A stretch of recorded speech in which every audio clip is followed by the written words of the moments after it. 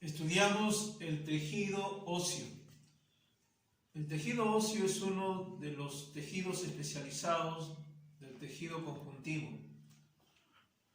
El tejido óseo está relacionado con la formación de los huesos. El tejido óseo constituye principalmente los huesos de los animales vertebrados. También se dice que es el principal reservorio de sales inorgánicas, especialmente de fósforo y calcio. Entre las características del tejido óseo es que es de escasas células y tiene abundante sustancia intercelular. Es rígido y es resistente. Está rodeado por una parte llamada periósteo, que es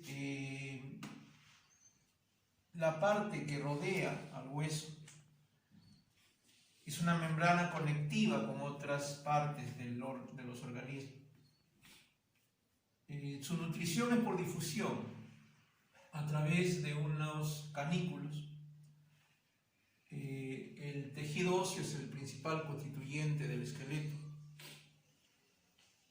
Su función es, entre otras, soportar los tejidos blandos que hay en nuestro cuerpo. En el tejido óseo también se insertan los músculos esqueléticos. Protege a órganos vitales al formar la cavidad torácica. Presenta médula ósea roja, donde empieza a producirse la sangre. Los tejidos tienen dos sustancias, sus células y una sustancia intercelular. Y el tejido óseo no es ajeno a ello. El tejido óseo presenta células y presenta sustancia intercelular, llamada también matriz ósea. El detalle está que en el tejido óseo se presentan hasta 3 formas diferentes de células.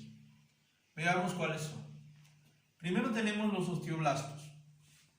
Estas cumplen una función de mantenimiento, crecimiento y reparación del hueso. Estos osteoblastos sintetizan una matriz ósea llamada osteólogo. Otra célula del tejido óseo es el osteocito. Son células maduras y ya formadas. Su metabolismo es menor que las células del osteobasto. Otra célula importante del tejido óseo es el osteoclasto. Estas células son células gigantes, multinucleadas, es decir, presentan muchos núcleos. Su función es la remodelación del hueso. A ese proceso se le llama resorción ósea. Además de las células, la sustancia intercelular, aquella que nutre a las células, en el tejido óseo lleva un nombre especial, se llama matriz ósea. Y está formada por 2 componentes, un componente orgánico, cuyo principal componente son las fibras colágenas, que llevan entre 90 y 95% de su composición en el componente orgánico, dejándole un 5% a una sustancia llamada medio homogéneo. El componente inorgánico está constituido fundamentalmente por sales como la del ortofosfato de calcio, el fosfato de calcio, que son la reserva de sales en el ser humano.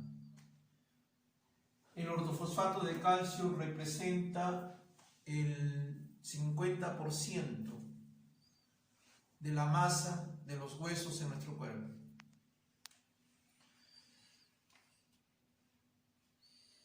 Esta es una parte de un tejido óseo. Podemos notar aquí en este esta parte del tejido óseo, que tiene primero una lámina muy hacia afuera, llamada periostio. Esta es una membrana que cubre a los huesos. Presenta unas láminas circulares externas que van en forma circundante, pero también presenta unas láminas circulares internas que están mucho más pegadas a la parte de la médula ósea roja, donde salen los vasos sanguíneos.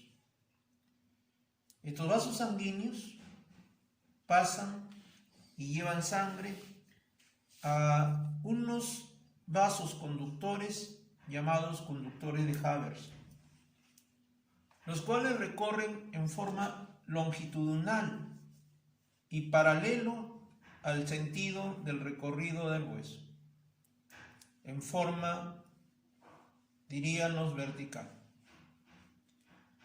También se presenta el conducto de Wolman. Este recorre en forma transversal, son estas partes horizontales, y que están uniéndose para llegar a salir por el conducto de Haber. Todo el recorrido del conducto de Wolman termina en los conductos de Haber. El sistema de Haber en verdad es todo un grupo de conductos, de laminillas, a los cuales se les llama osteoma.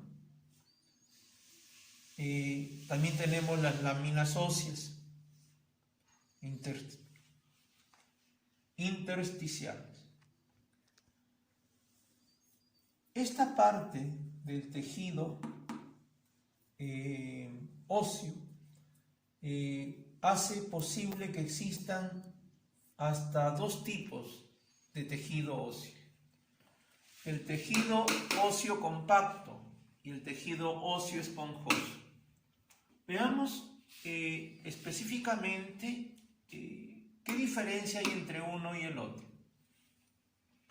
El tejido óseo compacto, también se le llama denso, está constituido por el sistema de Haber, lo que por acá te explicaba, el sistema de Haber.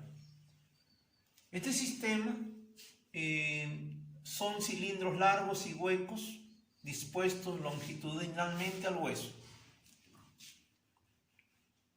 Cilindros largos y huecos que están dispuestos en forma longitudinalmente al hueso.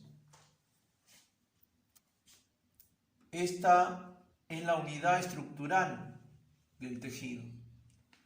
Y el sistema de Haber presenta hasta dos partes importantes: los conductos de Haber propiamente dichos, que contiene vasos sanguíneos, nervios, y se comunican entre sí.